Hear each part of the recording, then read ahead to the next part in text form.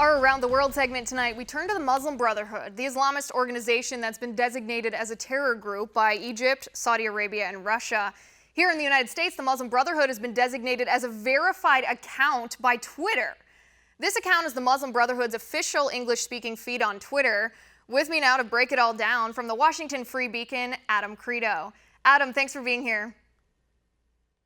Thanks for having me. I appreciate it. It's good to see you. Adam, this Twitter verification comes during uproar about fake news. We've heard the last week or two, since the election actually, about Facebook and Twitter taking actions, maybe even employing a third party to help them pick and choose through news stories to help weed out fake news. But I don't understand, how is a terror group, how did they receive verification instead of being labeled as fake news?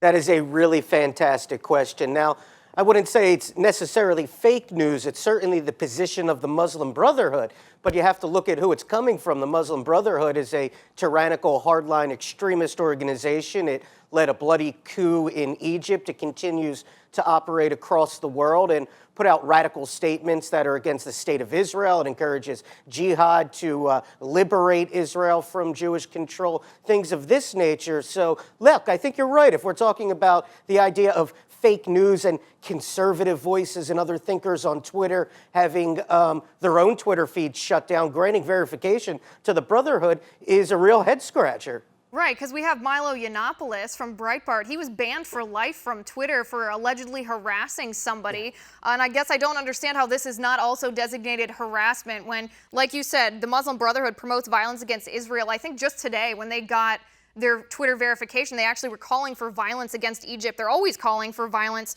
against Jews. They defend terrorists who attack the West. How's that not harassment?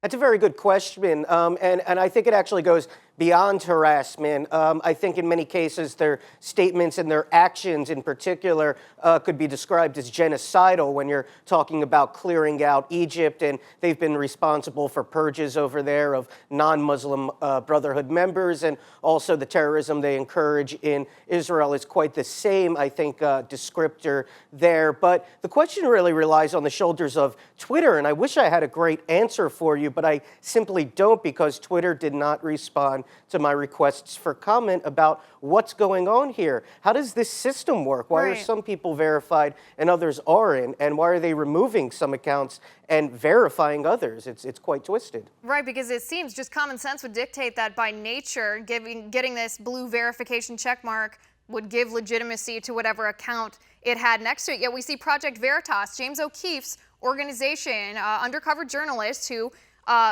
were able to express a lot of truth this election season. They're unable to obtain a blue verified checkmark, yet Twitter's giving legitimacy to the Muslim Brotherhood?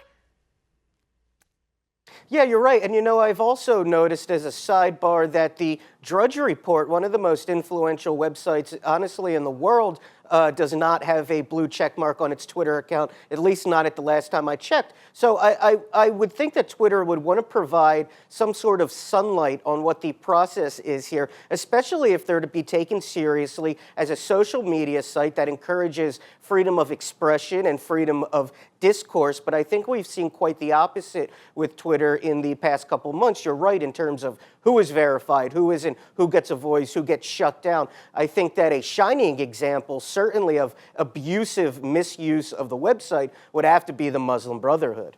Right, and radical Islamists in general here. It's not just the Muslim Brotherhood, it's ISIS. And Twitter's come under fire before, by the way, for not eradicating many of these accounts. I don't know if this has to do, this political correctness police on Twitter, if this has to do with the fact that Twitter's CEO, their founder, Jack Dorsey, has co-hosted some Clinton Foundation fundraisers in the past. But going back to the Muslim Brotherhood, because this one's particularly egregious, I think. It's not just censorship of American political ideals here. This is, in a sense, legitimizing the Muslim Brotherhood's very thesis, their very memorandum, which we know, Adam, the Muslim Brotherhood memorandum, as it applies to the United States, has to do with cultural jihad.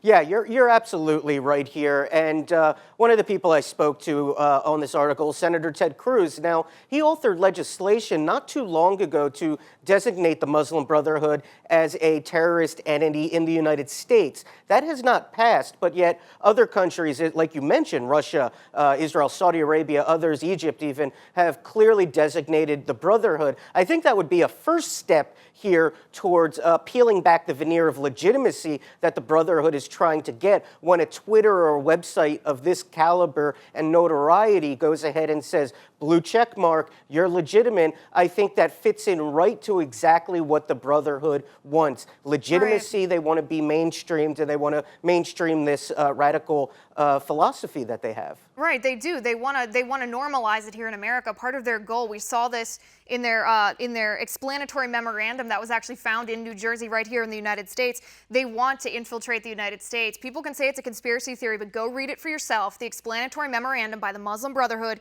they talk about bringing Sharia law to America and how they're going to do it through the weaknesses in our culture. You read what they say, you watch what they do, they're carrying this out. And now Twitter's giving them a verified check mark for it. But Adam, let me ask you one more question before we go here. And this I guess, touches on the political correctness aspect of this.